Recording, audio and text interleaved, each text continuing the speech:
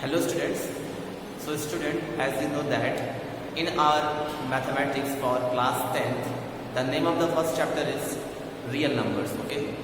And in the previous video, I told you about the basic introduction about the real numbers, how many types of numbers are there, and the Euclid division lemma, okay?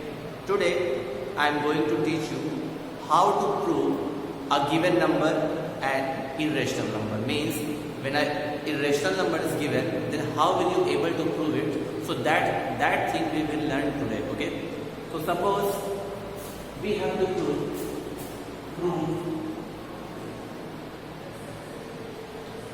root 2 is an irrational number, okay? An irrational number, okay? Suppose we have to prove how root 2 will be an irrational number. So we will prove it by the help of contradiction method. Okay. So what is contradiction method? Means here we need to prove root 2 is an irrational. So we will assume it that root 2 is a rational number. Okay. So suppose what I will do,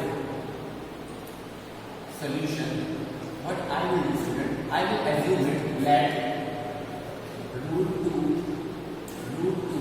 is a rational number, okay? Is a rational number, okay? So if root 2 is a rational number, student, so we can say that this number can be represented in p by q form. So we can say root 2 is equal to p by q. Okay, any rational number can be represented in the form of p upon q, and we have to describe what is p and q. So here p and q are co-primes. Co-primes are basically integer, and q is not equal to 0, and q is not equal to 0. Okay, this we will assume it. Now what we will do now? For solving it, we need to square it, okay? So let's square the both sides. So when we will do the square of both sides, we will write root 2 upon root 2 का whole square is equal to p upon q का whole square. Okay? In the bracket you can mention squaring both sides. Squaring both sides. Okay? Now what will come? It will come 2 is equal to p square upon q square. Okay? We can do it. Now multiply this q square to this side. You will get 2q square is equal to p square. Okay? This you can write. Now what you do, students? Divide this to this side. So q square will be equal to p square by 2. Okay? What I have done, I have divided this 2 in this side. I hope that is visible to you. Now, what we will do now, students, because it is taking too much space, so I am going to erase this part. I hope that you have written, write down all the things. Now I am going to erase these parts. Now, see here. Now, we got q square is equal to p square upon 2. Okay? Now, one statement I told you कि when a is a integer and p is a prime number, ठीक है? When a is a integer and p is a prime number, and when p divides a square, then p will divide a only. Now see here, student, here p square by 2, ठीक है? P is a integer and the p square is the square of that integer, and which is divided by 2, we are getting q square. Means when we divide p square by 2, we get q square, and we all know that q is a integer, so q square will also be a integer. Okay? Now here by seeing the statement, we can see that if p square is divided by 2, okay, so it means that p will also divided by 2 by the rule which we have studied in the previous classes. Okay, so we can say, we will write like this, because 2 divides p square. Okay, 2 divides p square, where 2 is a prime number and p square is an integer, then we can say that 2 divide p also. Okay? If 2 divides p square, then 2 will also divide p. Okay? Now, if 2 divides p, so we can say now p is the multiple of 2. If a number is divisible by 2, then we can say that na, that number is a multiple of 2. So we can write it here. So p will be the multiple of 2. So we can say p will be equal to 2m. Suppose m is the integer. M is integer. Is it clear? If p is a multiple of 2, so multiple of 2 can be anything. 2, 4, 6, 8, 10 and so on. So for writing that, we have assumed a number that is m, that is p is equal to 2m, where p is the integer. When we will take the value of p is equal to 1, p is a positive integer generally we can say. If we will take m equal to 1, then the value of p will become 2. If we will take value of m 2, then p value will be 4. When m will be 3, p will be 4. P will be 6. When m will be 4, p will be 8 and so on. Okay? So we can say that p is a multiple of 2. Now what we will do, students? Suppose this is equation number 1. So we will put that value of p, the value of p in the equation number first. So what we will do, I will write from equation number 1. And when I will write from equation number 1, what is the equation number 1? Q square is equal to p square by 2. So in place of p, I can put the value of p. So the value of p will be p square is equal to 2m square upon 2. Okay? Is it clear or not? Okay? So what I have done, I have substituted the value of p in the equation number 1. Now what I will do, I will solve it. Okay? So for solving this, I need space. So what I will do, I am going to erase this part. I hope that you have written all these parts. Okay? Now, when we will solve it, student, we will get q square is equal to 4m square upon 2. So q square is equal to 2m square. Now, same statement we got as we got for p. Now what we do again? Divide this to this side. So it will become q square upon 2 is equal to m square. Okay? Is it clear? Now see, student. Whatever statement we earlier got in equation number first, same equation we are getting in the equation number second. Same type of equation. Only the variable is changed. Now see again. 2 is a prime number. Q was integer and the square of integer is also an integer. So q square will also be an integer. And when it will be divided by 2, it means that if 2 divides q square, then 2 will also divide q. So same statement we will write for 2 also. So we will write because 2 divides q square, then 2 will also divide what? Q. Okay? Same process as we did for the p. Now see, student. If 2 divides q, it means that q is the multiple of 2. If 2 is divides q, 2 divides q, so we can say that 2 is the multiple of q. It means that the value of q will be 2, 4, 6, 8, 10, 12 and so on. So it is also a factor of 2. So we can assume it q is equal to 2n. As we did for p, same we are doing for the q. And again you can specify n is integer. Okay? Now that's all for proving. Okay? Now we need to write the statement key in the starting student. I hope that you have written. In the starting of the statement, we have assumed that root 2 was a rational number. And so if root 2 was a rational number, so it can be represented in p upon q form. Okay? That we have already done. Now, and I have also mentioned the property of p and q, that p and q was co-prime. P and q was co-prime. And we all know that from the smaller classes, we know that the co-prime numbers are those numbers whose common factor is 1.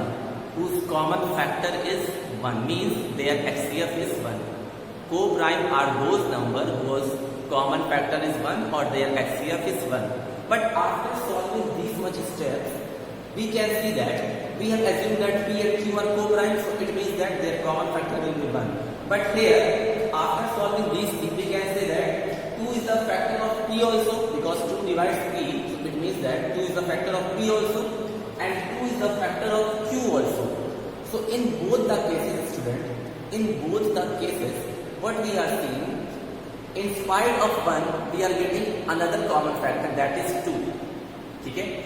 Earlier we have assumed that P and Q are co-prime, so it means their common factor will be 1. But after solving, we are seeing that P and Q have one more common factor, that is 2. It means that P and Q both have 2 common factor, and if any number have 2 common factor or more than 2 common factor, they will not be said co-prime. If 2 numbers have 2 or more than 2 common factor, it means that they don't be said co-prime. It means that whatever statement we have assumed that is contradicting to our solution, means whatever we have assumed that is not matching to our solution, that is not matching to our solution. So what we will write after doing this much step, we will write in the end that I am going to erase it. Okay? I am going to erase it. So in the final statement, where we have written 2 divides Q, so Q will be equal to 2n. So we will write that after calculation or assumption, after calculation, we have 2 common factors of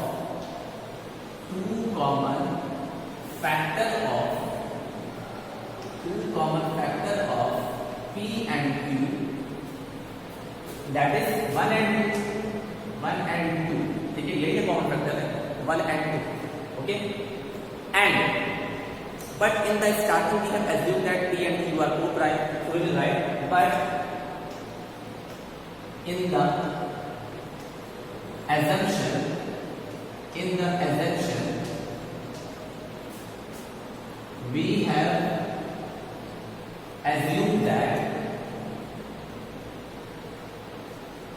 we have assumed that P and Q are co-prime. Co-prime means their HCF is 1, or we can say their common factor is 1. Okay. After calculation we are getting 2 common factors, but in the starting we have assumed that P and Q are co-prime, so it means that there will be only 1 common factor. So what here it is showing? What it is showing? It is showing that we have assumed another thing, and after calculation we are getting another thing. So that contradicts our statement now. That contradicts our statement or assumption. So we will write. So this is contradicts. This is contradicts to our statements. So we can say that. So what we have assumed? We have assumed that √2 was a rational number. So when the statement is wrong, it means that whatever we have assumed that was wrong, because after calculation we are getting different things. It is not matching. So whatever we have assumed, that is wrong.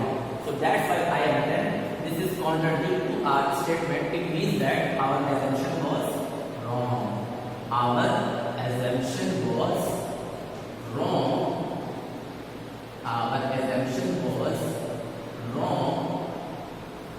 So what we can say? If our assumption was wrong, so we can say that hence √2 is an irrational number. √2 is an irrational number. Is it clear? First you have to assume it is a rational number, then you have to do the square of the number, then you will get 2 is equal to p square upon q square, cross multiply it, so you will get 2q square is equal to p square, divide 2 to another side, so you will get 2 square is equal to p square upon 2. then you will apply the statement that if 2 divides p square, then 2 will also divide p, and if 2 will also divide p, it means that 2 is a factor of p. Now again put the value of p in the equation number first. Same process you will do for the q. After applying the same process, you can see that 2 is also a factor of q. So in the end, after the calculation, we are getting 2 common factor of p and q, that is 1 and 2. But in the starting, we have assumed p and q are co-prime. It means their factor should be only 1, but we are getting 2. It means it contradicts to our statement, and if it is contradicts to our statement, it means that whatever thing we have assumed that was wrong. So we have assumed that root 2 was rational, so it means that root 2 was irrational. Okay? So this much step you have to do. These lines you have to write in the examination, because examiner will see कि you know now, you are not memorizing the steps now. You know the basic difference कि what we are doing in the calculation of root 2 to prove root 2 is a rational or irrational. Okay? Now, like root 2 students, like root 2, you can do the same process for root 3, root 5, root 7, whatever number which are not perfect square, means whatever number are written inside the square root symbol, that should be not a perfect square. So the proof of that number you can do by the same process. Okay? If you know the proving of root 2, you can easily do the proving of root 3 also, root 5 also, root 7 also. So in spite of root 2, what you have to do in the exercises also it is given, you have to do for root 3, for root 5, for root 7. Okay? Another different type of question is left, how to prove 2 plus root 3 is an irrational number. So that thing, student, I will tell you in the next class. So your homework will be that root 2 I have told you, root 3, root 5, root 7. This you have to do by yourself by applying the same method. Okay? So I hope that whatever things I taught you today, that is clear to you. Remaining things we will discuss in the next class. So thank you, have a good day.